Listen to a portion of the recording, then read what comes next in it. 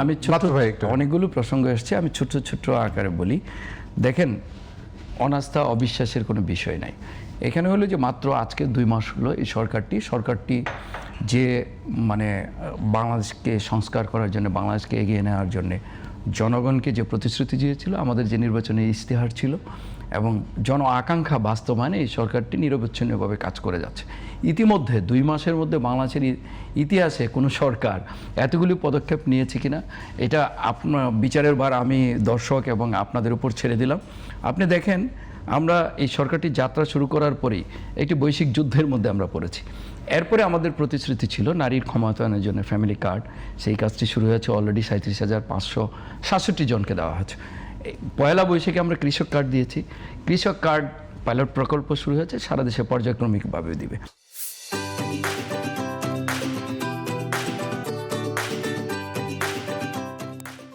বাংলাদেশে বিএনপি একমাত্র জনবান্ধব সরকার বা জনগণের সরকার, যে সরকারটি যা বলে তা করে, বিরোধিতার স্বার্থে বিরোধিতা করে না। আপনি দেখেন, 10,000 টাকা পর্যন্ত কৃষি ঋণ মওকুফের প্রতিশ্রুতি দিয়েছিল, এসেই এই যুদ্ধকালীন সময়েও সেটা মওকুফ করে দিয়েছে। বেগম খালেদা জিয়া যখন সরকারে ছিল তখন 5,000 টাকা পর্যন্ত কৃষি ঋণ মওকুফ করেছিল, 25 বিঘা পর্যন্ত আপনার জমির খাজনা মওকুফ করেছিল। এমনিভাবে শহীদ জিয়া খাল খনন করেছিলেন। এদেশের জলাবদ্ধতা, বর্ষা মৌসুমে জলাবদ্ধতার তৈরি হয়, শুকনো মৌসুমে আবার পানির অভাব হয়। দুটোর প্রতিকারে আবার আমাদের মাননীয় প্রধানমন্ত্রী জনাব তারেক রহমান সে একই কাজটি শুরু করেছেন। জনকল্যাণমূলক যত কর্মসূচি আছে বা কর্মকাণ্ড আছে উনি কিন্তু করে যাচ্ছেন। আপনি বাংলাদেশে একজন মন্ত্রী গেলে রাস্তা বন্ধ হয়ে যেত, একমাত্র ব্যতিক্রম তারেক রহমান। আমি কয়দিন আগে আমার এলাকার নির্বাচনী কাজে আমি সচিবালয়ে গিয়েছিলাম। উনি সচিবালয়ে সেদিন অফিস করেছেন, আমার ওই দিন আমার ড্রাইভার এসেন, আমি নিজেই গাড়ি চালিয়ে, তখন আমাদের সংসদ অধিবেশন ছিল 3টায়, আমি যাচ্ছি, মাননীয় প্রধানমন্ত্রীও যাচ্ছেন, আমি গাড়ি চালাচ্ছি, উনি গাড়ি দিয়ে যাচ্ছেন। সাধারণ একজন ট্রাফিক জ্যামে একজন সাধারণ মানুষের মতোই যাচ্ছেন। এদেশে এমন বাংলাদেশ কবে দেখেছেন, কে দেখেছে?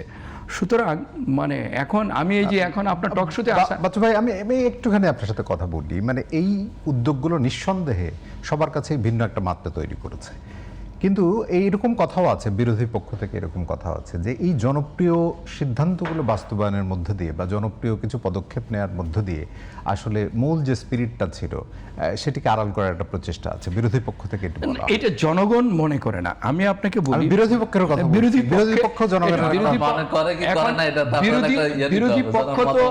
বিরোধী পক্ষের মতামত তো বিরোধী থাকবেই। এখন হলো যে একটা জিনিস হলো যে আমরা চাই, আজকে 2 মাস পূর্তিতে মাননীয় প্রধানমন্ত্রীর কার্যালয়ের সংবাদ সম্মেলনেও বলা হয়েছে, আপনারা আমাদের ভুল ত্রুটি সমালোচনা করবেন, আমরা সেটা সংশোধন করে এগিয়ে যাব। আমরা আশা করি যে এই গণতান্ত্রিক নির্বাচনের মাধ্যমে ফ্যাসিস্ট মুক্ত বাংলাদেশে, শেখ হাসিনা মুক্ত বাংলাদেশে আমরা সবাই দীর্ঘদিন যাবৎ জুলুমের শিকার ছিলাম।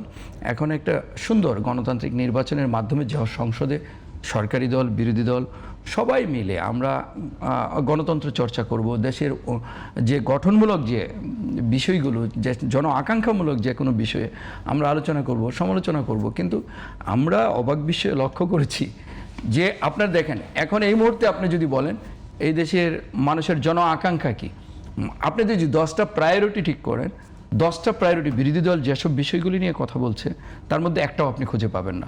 আমি আজকে আপনার টকশোতে আসার সময় আমি দেখলাম যে ওইখানে রাস্তা বন্ধ। জন আকাঙ্ক্ষার মধ্যে ধরেন আছে জ্বালানি চাহিদা, হ্যাঁ, এটা নিয়ে কথা বলুক, আমরা ওয়েলকাম জানাই যে এটা ধরেন আপনার একটা বৈশ্বিক সমস্যা, সারা ওয়ার্ল্ডেরই। সেটাও কিন্তু বিরোধী দল বলছে যে আমরা বলছি পর্যাপ্ত মজুদ আছে, কিন্তু আপনি দেখেন আমি বলছি সমস্যা নাই, সংকট নাই, আপনি যেভাবে বলছেন এটা কিন্তু আসলে মানে এটা মানে আলোচনা, যে কোনো আলোচনা গঠনমূলক হবে, সমালোচনাটাও গঠনমূলক হবে, শুধু সমালোচনার জন্য না। আমরা কিন্তু অস্বীকার করছি না, এটা একটা বৈশ্বিক সমস্যা। আপনি দেখেন মানে বিশ্বের বড় বড় দেশগুলো যেগুলো উন্নত দেশ, তারাও কিন্তু এই সংকটের মধ্যে আছে, কিন্তু বাংলাদেশ একমাত্র ব্যতিক্রম। আপনার যে বাংলাদেশে এই মাননীয় প্রধানমন্ত্রী তারেক রহমানের নেতৃত্বে যে সরকারটি এত চাপের মধ্যে থাকার পরেও অর্থনীতি শেখ হাসিনা ফোকলা করে দিয়ে যাওয়ার পরেও আজকে পর্যন্ত জ্বালানি তেলের মূল্য 1 টাকা বৃদ্ধি করে নাই।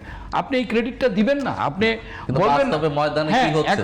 এখন আপনি বলেন, আপনি আপনি বৃদ্ধি শেষ করেন করতে না, দেন, কিন্তু আপনি 500 শেষ টাকা করতে দেন। কেজি পাওয়া যাচ্ছে না। আপনি শেষ করতে দেন। এখন আপনি যদি মজুত করেন, আপনি যদি চুরি করে নিয়ে বাইরে বিক্রি করেন, সেটা নিয়ন্ত্রণ করার দায়িত্ব সেটা কার? অবশ্যই সরকার চেষ্টা করছে। আইনশৃঙ্খলা বাহিনী, সরকার তো স্বরাষ্ট্র মন্ত্রণালয়। পুকুর থেকেও তো 10,000 লিটার আর 6 লাখ লিটার ডিজেল আপনার মানে করছে, স্টক করছে, মজুত করছে, সেগুলো উদ্ধার করছে। সরকার কাজ করছে, সরকার কিন্তু বসে নাই। কিন্তু আপনারা আছেন শুধু সমালোচনা করার মধ্যে। আপনারা সরকারকে সহযোগিতা করেন।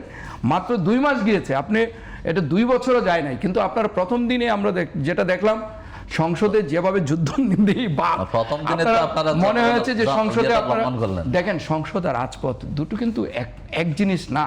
সংসদের কার্যপ্রণালী, বিধি আছে, রীতিনীতি আছে, সে অনুযায়ী আচরণ করতে হয়। আপনাদের সংসদ সদস্যরা মনে হচ্ছে সংসদে গিয়েছে যুদ্ধ করতে, একটা যুদ্ধঙ্গি ভাব। আজকে আমি যখন এই টকশোতে এর চেয়ে খারাপ পরিস্থিতি তো আমরা দেখেছি এর আগে, মারামারির পরিস্থিতি দেখেছি। আমি আপনাকে বলি একটু শুনেন।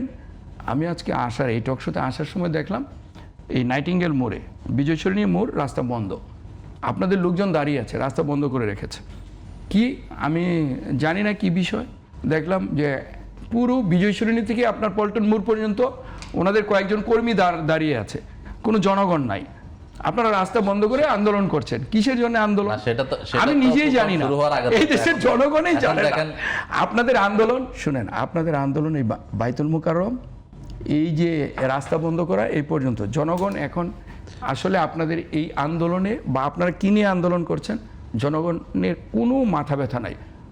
আমি অনুরোধ করব যে আসুন, আমরা এই সরকারটি সবেমাত্র 2 মাস হয়েছে, একটা বৈশ্বিক যুদ্ধ চলছে।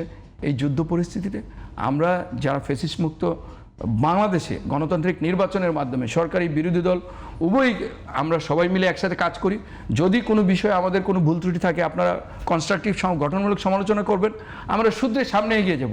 জনগণের সেটা তো আমরা আকাঙ্ক্ষা শুনতেছি বদলে না, গেছে। সেটা তো আমরা শুনতেছি না। বাংলাদেশ চায় একটা নতুন বাংলাদেশ। জুলাই বিপ্লব পরবর্তী পরিস্থিতিতে বাংলাদেশের মানুষ এখন আর এগুলো চায় না। বাংলাদেশের মানুষ এখন, আপনারা ওই যে প্রেস বিজ্ঞপ্তি দিয়ে আন্দোলন দিবেন বা রাস্তা বন্ধ করে ওই যে বাইতুল মুকাররম পর্যন্ত, এগুলো মানুষ চায় না। মানুষ চায় যে বাংলাদেশ এগিয়ে যাক।